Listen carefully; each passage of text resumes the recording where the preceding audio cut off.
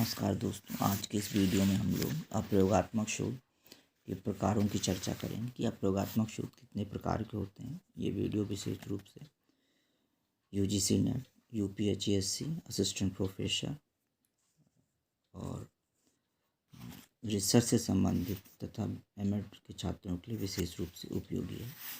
अप्रयोगात्मक शोध के प्रकार। अप्रयोगात्मक शोध के 5 मुख्य प्रकार हैं: क्षेत्र अध्ययन, फील्ड स्टडीज, प्रेक्षणात्मक अध्ययन, ऑब्जर्वेशनल स्टडीज, सर्वे शोध, सर्वे रिसर्च, एक्स पोस्ट फैक्टो शोध, पुरालेख शोध और केस स्टडी। सबसे पहले हम लोग क्षेत्र अध्ययन की चर्चा करते हैं। Field studies.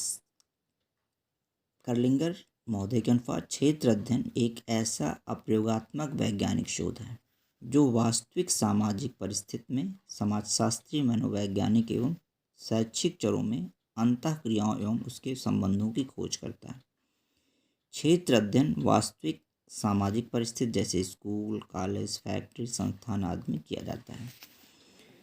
इसमें अध्ययनकर्ता स्वतंत्र चरों में ना ही जोड़ तोड़ कर पाता है और ना ही प्रयोजों का यादृच्छिक ढंग से विभिन्न समूहों में आवंटन।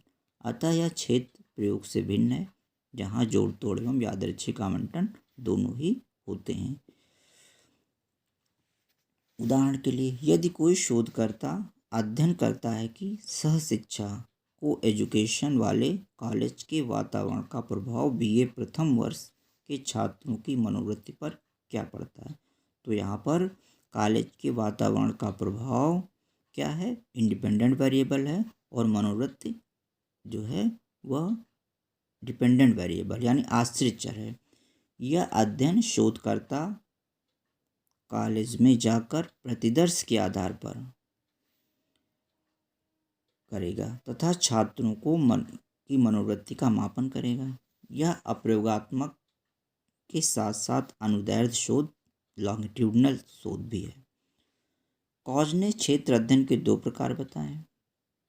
एक समन्वयी क्षेत्र अध्ययन, एक्सप्लोरेटरी फील्ड स्टडीज। ये क्या होता है कि समन्वयी शोध अध्ययन क्षेत्र वैसे अध्ययन क्षेत्र को कहा जाता है जिसमें चरों के बीच कैसा संबंध है तथा क्षेत्र परिस्थिति में किस ढंग का परिवर्तन हो रहा है जैसे प्रश्नों का अध्ययन किया जाता है। इस शोध में शोधकर्ता अपना ध्यान मूल रूप से इस तथ्य पर देता है कि वर्तमान समय में चरों के बीच कैसा संबंध है। वह इन चरों के बीच भविष्य में होने वाले संबंधों के बारे में पूर्व कथन नहीं करता है। इस तरह के अध्ययन के परिणाम से शोधकर्ता को चर के बीच के संबंधों के बारे में पता चलता है, परंतु इन संबंधों का कोई निश्चित सबूत उसे नहीं मिल पाता है। जैसे फैक्ट्री में उत्पादकता के साथ कौन कौन से तत्व या चर संबंधित हैं का अध्ययन करना। दूसरा होता है प्राक्कल्पना जांच क्षेत्र अध्ययन, हाइपोथेसिस टेस्टिंग फील्ड स्टडीज।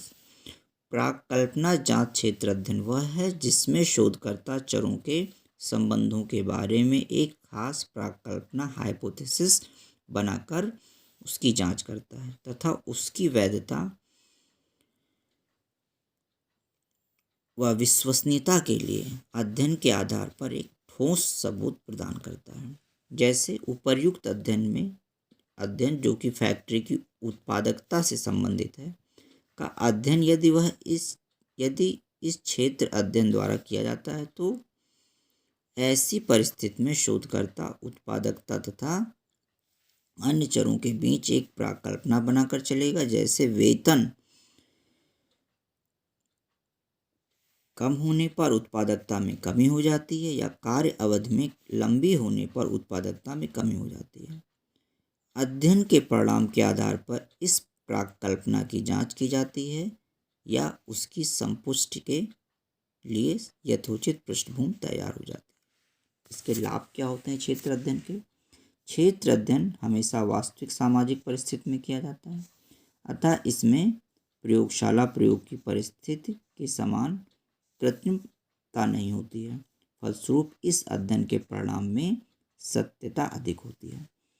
शोधकर्ता को यह व्यक्तियों की अंतःक्रियाओं का प्रत्यक्ष रूप से अध्ययन करने का मौका मिलता है।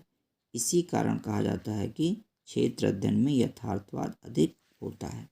क्षेत्र अध्ययन की कुछ परिसीमाएं भी हैं, लिमिटेशंस हैं। क्षेत्र अध्ययन में जो क्षेत्र होते हैं उनका मापन सही नहीं हो पाता है, क्योंकि क्षेत्र की परिस्थिति काफ़ी जटिल होती है, अतः अध्ययन की वैधता प्रभावित हो जाती है। अध्ययन में अधिक समय लगता है, यादृच्छिक प्रतिचयन भी संभव नहीं हो पाता। इसमें चरों का नियंत्रण अपरोक्ष ढंग से होता है, जो उसका संतोषजनक ढंग से नहीं हो पाता है। अतः यह कहा जाता है कि यह एक क्षीण वैज्ञानिक अध्ययन या शोध है जिसमें आंतरिक वैधता की काफ़ी कमी होती है। अप्रयोगात्मक शोध का अगला मुख्य प्रकार है सर्वे शोध, सर्वे रिसर्च। इसमें चरों के आपसी संबंधों का अध्ययन किया जाता है। सर्वे शोध अपने अध्ययन में चरों, चाहे मनोवैज्ञानिक चर हों या समाजशास्त्रीय चर, के आपसी संबंधों का अध्ययन करते हैं तथा उसका सामान्यीकरण जीव संख्या के सभी लोगों के लिए करते हैं। कर्लिंगर महोदय के अनुसार सर्वे शोध में छोटे एवं बड़े जीव संख्या का अध्ययन उसी जीव संख्या में प्रतिदर्श सैंपल का चयन करके किया जाता है, ताकि समाजशास्त्रीय चरों तथा मनोवैज्ञानिक चरों की तुलनात्मक आपतन, वितरण एवं अंतर संबंधों की खोज हो सके। अतः सर्वे शोध एक ऐसा शोध है जिसमें शोधकर्ता चरों के संबंधों एवं उनके वितरण तथा प्रसार का अध्ययन एक अप्रयोगात्मक परिस्थिति अर्थात एक विशेष सामाजिक परिस्थिति में करता है। सर्वे शोध को आंकड़ों के संग्रहण की तकनीकों के आधार पर 4 प्रकार में बांटा जाता है: साक्षात्कार सर्वे, डाक सर्वे, पैनल सर्वे, दूरभाष सर्वे। जिसमें जैसे साक्षात्कार सर्वे, डाक सर्वे, दूरभाष सर्वे, ये सब तो कॉमन है। मेन इसमें क्या किया जाता है, इनका माध्यमों का उपयोग करके डेटा को कलेक्ट किया जाता है। हम लोग इसमें पहले पैनल सर्वे की चर्चा करते हैं, जो कि अधिक महत्वपूर्ण जान पड़ता है। पैनल सर्वे एक ऐसा शोध प्रविधि है जिसमें एक प्रतिदर्श का चयन करके शोधकर्ता उसका साक्षात्कार लेता है, जिसमें वह शोध समस्या के बारे में प्रत्यार्थी के मन एवं मनोवृत्ति से अवगत होता है और कुछ दिन बाद वह उसी प्रतिदर्श का पुनः साक्षात्कार लेता है। इस तरह के शोध का प्रयोग शोधकर्ता वहाँ करता है जहाँ उसका उद्देश्य प्रत्यार्थी की मनोवृत्ति एवं मतों में होने वाले परिवर्तनों का अध्ययन करना होता है। इन विभिन्न प्रकारों में से सर्वे शोध के लिए व्यक्तिगत साक्षात्कार तथा डाक सर्वे का प्रयोग अधिक होता है। नेक्स्ट है अप्रयोगात्मक शोध में एक्स पोस्ट फैक्टो शोध। एक्स पोस्ट फैक्टो शोध में मुख्य बिंदु यह है कि इसमें प्रभाव के आधार पर कारणों का पता लगाया जाता है। ये बिंदु याद रखिएगा कि इसमें क्या किया जाता है, एक्स पोस्ट फैक्टो शोध में प्रभाव के आधार पर कारणों का पता लगाया जाता है। यानी घटना पहले घट चुकी होती है, फिर उसके संभावित कारण का पता लगाया जाता है। ये प्रयोगात्मक शोध के बिल्कुल विपरीत होता है। एक्स पोस्ट फैक्टो शोध में शोध से तात्पर्य वैसे शोध से होता है जिसमें अनुसंधानकर्ता किसी प्रभाव के आधार पर उसके संभावित कारणों का पता लगाने की कोशिश करता है। सचमुच में इस तरह के शोध में घटना घट चुकने के बाद शोधकर्ता शोध का प्रारंभ करता है। यहाँ प्रभाव आश्रित चर होता है तथा पहले बीत चुकी घटनाएं, जिन्हें कारण कहा जाता है, स्वतंत्र चर होते हैं। अतः एक्स पोस्ट फैक्टो शोध में स्वतंत्र चर की अभिव्यक्ति आश्रित चर के सामने आने से पहले हो चुकी होती है। यही कारण है कि इस तरह के शोध में शोधकर्ता चाहकर भी किसी तरह का जोड़ तोड़ नहीं कर पाता है। एक्स पोस्ट फैक्टो शोध एक ऐसा अनुभविक शोध है, कैसा शोध है, एम्पिरिकल रिसर्च है, जिसमें शोधकर्ता चरों के बीच के संबंध के बारे में ऐसे स्वतंत्र चरों के आधार पर अनुमान लगाता है जिसकी अभिव्यक्ति पहले हो चुकी होती है। इस तरह के शोध में अनुसंधानकर्ता को स्वतंत्र चरों की अभिव्यक्ति पर कोई नियंत्रण नहीं रह पाता है, क्योंकि वे प्रभाव दिखाने के बहुत पहले ही घटित हो चुके होते। इस तरह के शोध में चूंकि शोधकर्ता किसी व्यवहार या घटना के प्रभाव के आधार पर उसके संभावित कारणों का पता लगाता है, अतः प्रभाव के आधार पर कारण का अध्ययन की यह रीति अन्य शोधों की रीत से विपरीत है, जिनमें सामान्यतः कारण के आधार पर प्रभाव के बारे में अनुमान लगाया जाता है। उदाहरण के लिए, यदि कोई शोधकर्ता फेफड़े का कैंसर का अध्ययन करना चाहता है तो वह ऐसे रोगियों का परीक्षण करके इस आधार पर पहुंचता है कि धूम्रपान तथा चिरकालिक खांसी इससे संबंधित जान पड़ते हैं या दिखते हैं। लाभ क्या होता है एक्स पोस्ट फैक्टो शोध के? व्यवहारिक शोधों में यह अधिक उपयोगी होता है, क्योंकि बहुत सारी परिस्थिति ऐसी होती हैं जहां चरों में जोड़ तोड़ करना संभव नहीं हो पाता है। कुछ विशेष परिस्थिति में जहां शोधकर्ता को किसी व्यवहार या घटना के प्रभाव के आधार पर उनके कारणों का अध्ययन किया जाना होता है, यही एक शोध एक विकल्प होता है। एक्स पोस्ट फैक्टो शोध ही एक प्रमुख लाभदायक सिद्ध होता है। ऐसे कंडीशन में इसका संचालन करना सरल होता है, क्योंकि यहाँ शोधकर्ता को स्वतंत्र चर में कोई जोड़ तोड़ करना संभव नहीं होता है, पर सीमाएं भी होती हैं इसकी।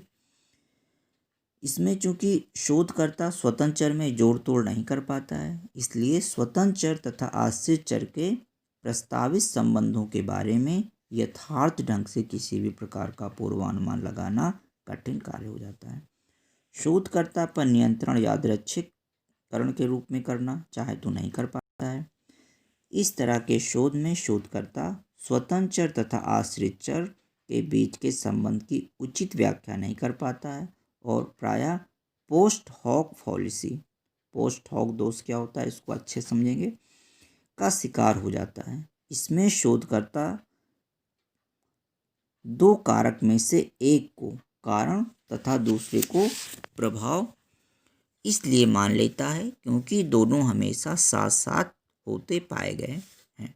जैसे चूंकि धूम्रपान तथा कैंसर में प्रायः एक निकट संबंध होता है, इस कारण शोधकर्ता इस निष्कर्ष पर पहुंच पा सकता है कि धूम्रपान कारण है जबकि कैंसर उसका प्रभाव है। हालांकि यह हो सकता है कि इस तरह के व्यक्ति में कैंसर का कारण ग्रंथि असंतुलन या अन्य कोई कारण हो। प्रयोगात्मक शोध और एक्स पोस्ट फैक्टो शोध में अंतर क्या होता है?